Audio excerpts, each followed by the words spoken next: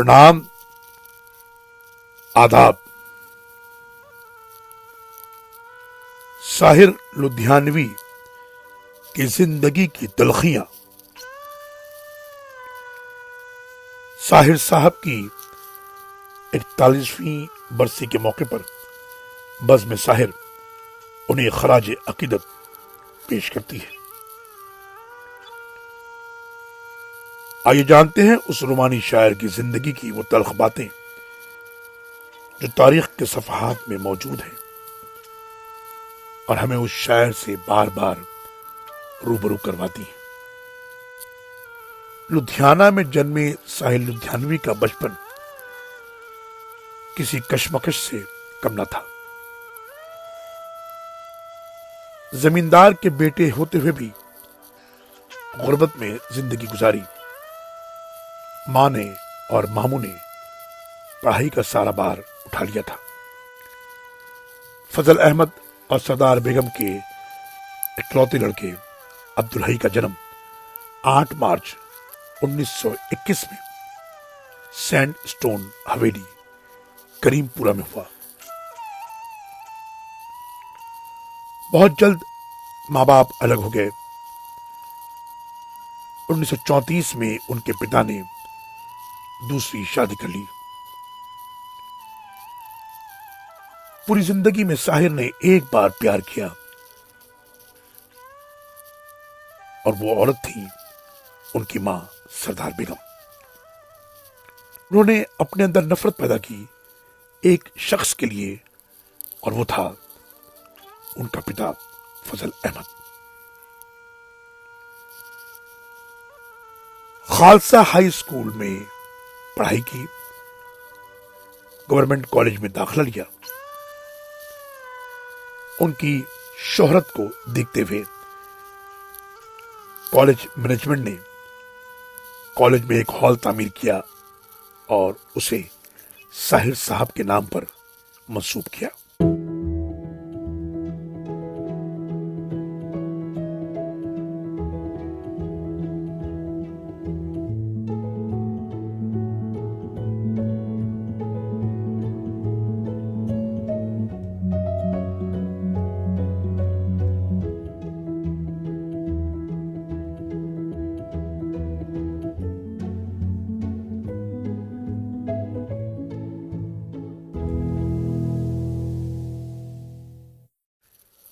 उन्नीस 1943 में वो लाहौर चले गए।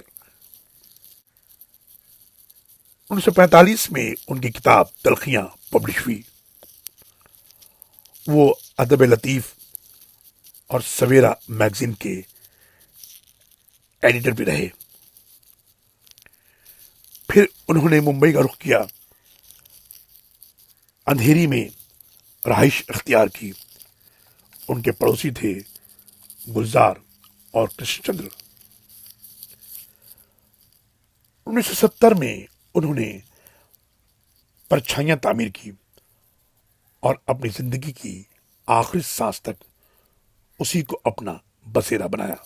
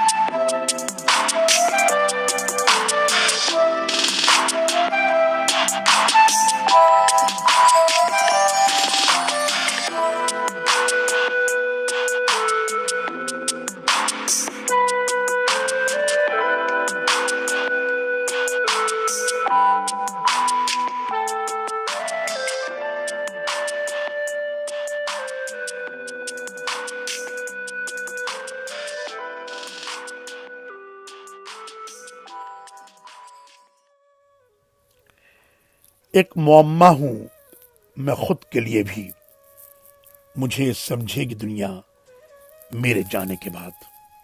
सचमुच दुनिया ने साहिर साहब को उनके जाने के बाद ही समझा। ये शेर उन्होंने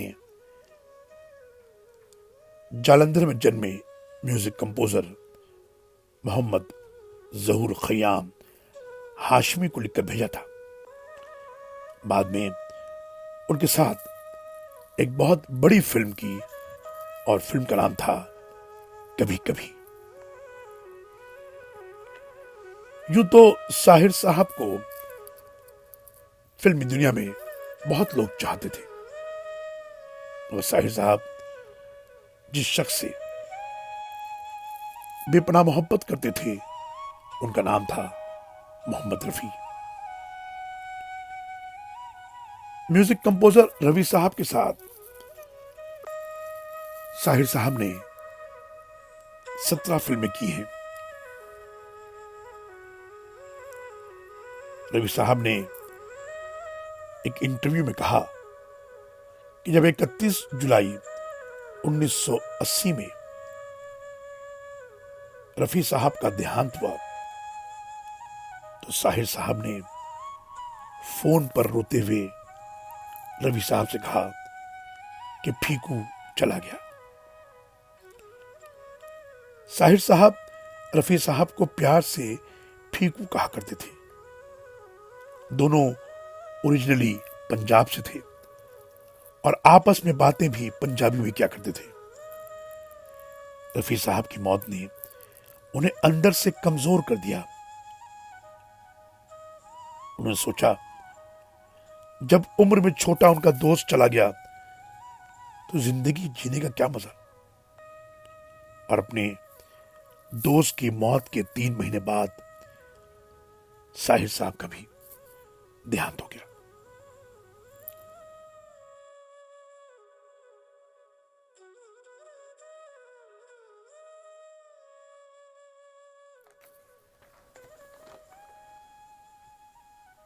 उनकी जिंदगी के लिए उदासी का वो दौर है जब अमृता प्रीतम उनकी जिंदगी में आई और वो रिश्ता पायदार नहीं हो सका।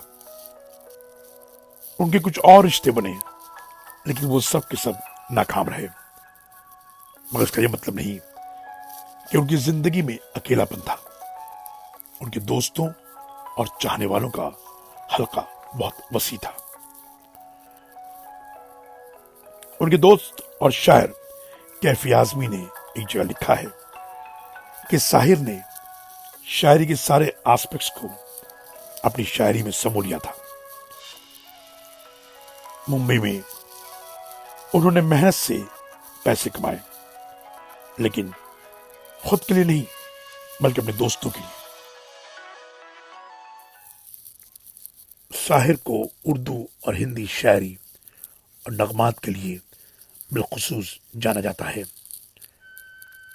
रोमांस और समाजी बुराइयों पर वो यकसां वार करते हैं। उनकी जिंदगी की तलखियां, मायूसियां और नाइंसाफी उनकी शायरी का खासा है। फ्यूडल सोसाइटी पर हमला और फिर सेंस ऑफ होप, जब वो तेज रोशनी अपने अशार के जरिए डालते हैं तो 1957 में बनी फिल्म प्यासा का गाना ये महलों, ये तख्तों, ये ताजों की दुनिया हम नहीं भूल पाते।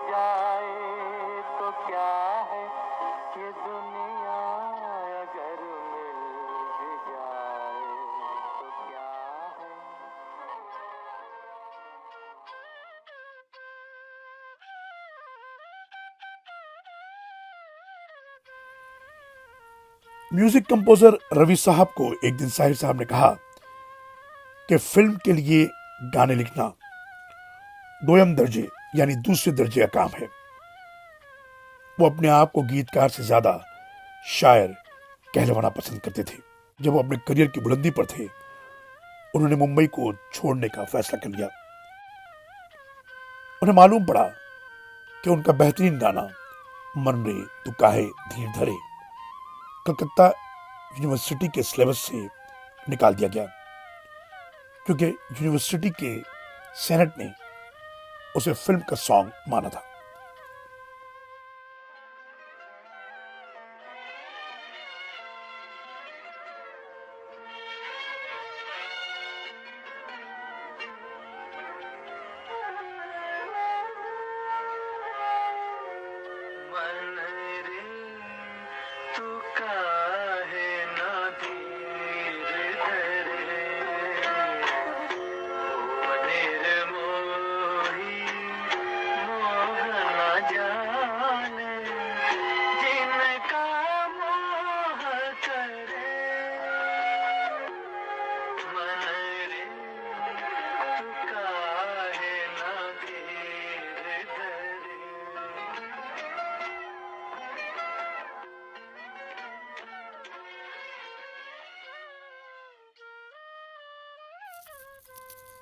साहिर साहब इतने खूबसूरत तरीके से अपने गीतों में लफ्जों को पिरोते थे कि इतना अरसा बीत जाने के बाद भी साहिर के लफ्जों की ताजगी आज भी उनकी शायरी में और उनके नगमों में बरकरार है।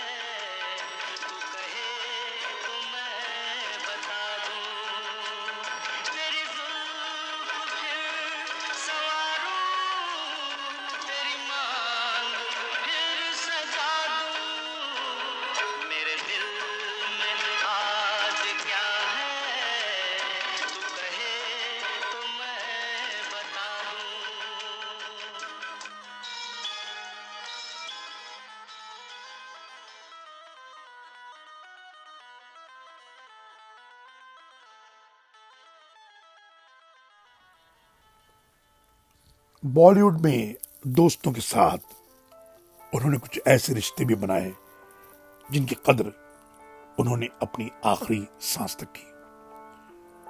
उनके बहुत अच्छे ताल्लुकात अब्दुल करीम नडियाडवाला साहब के साथ थे।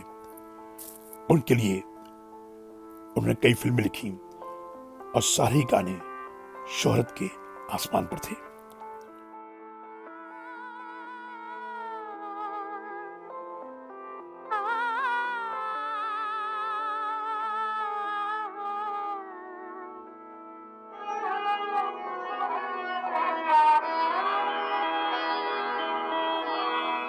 जुर्म उल्फत पे हमें लोग सजा देते हैं। जुर्म उल्फत पे हमें लोग सजा देते हैं।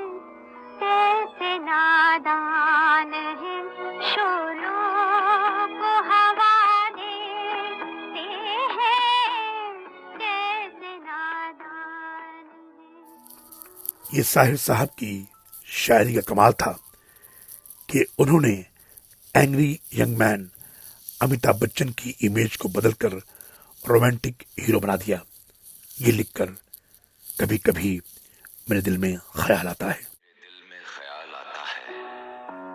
कि जिंदगी तेरी जुल्फों की नरम छांव में गुजरने पाती तो शादाब हो भी सकती थी। ये रंजो गम की स्याही जो दिल पे छाई है तेरी नजर की शुआओं में खो भी सकती थी। मगर ये हो न सका, और अब ये आलम है कि तू नहीं, तेरा गम, तेरी जुस्तजू भी नहीं। गुजर रही है कुछ इस तरह जिंदगी जैसे इसे किसी के सहारे की आरज़ू भी नहीं। न कोई राह, न मंजिल, न रोशनी का सुराग। भटक रही है अंधेरों में जिंदगी मेरी, इन्हीं अंधेरों में रह जाऊंगा कभी खोकर। मैं जानता हूं मेरी हमनफस, मगर यूं ही कभी कभी मेरे दिल में ख्याल आता है।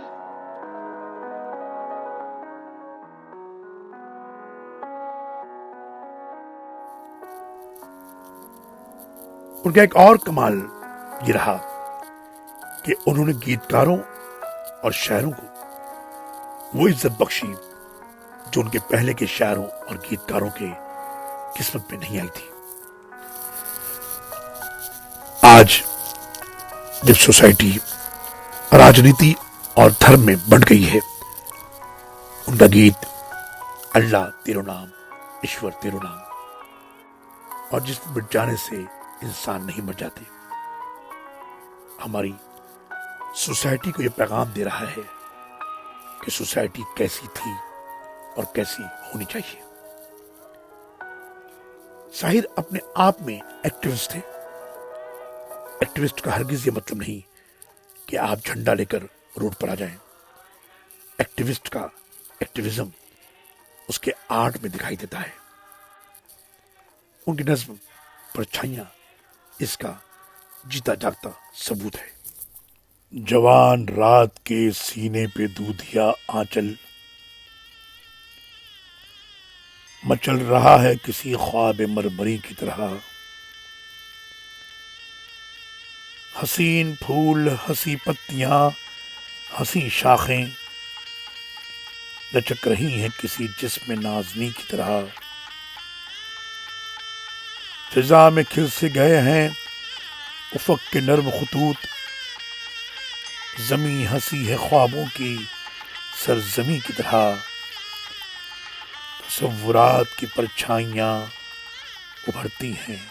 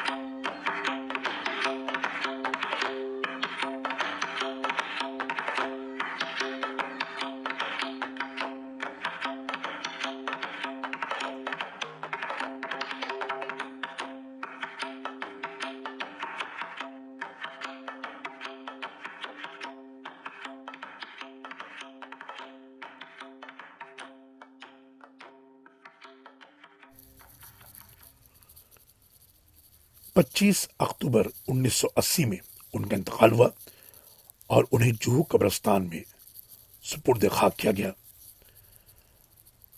बद्र साहिर इस महान कवि नगमा निगार को दिल की गहराइयों से खराज अकीदत पेश करती है।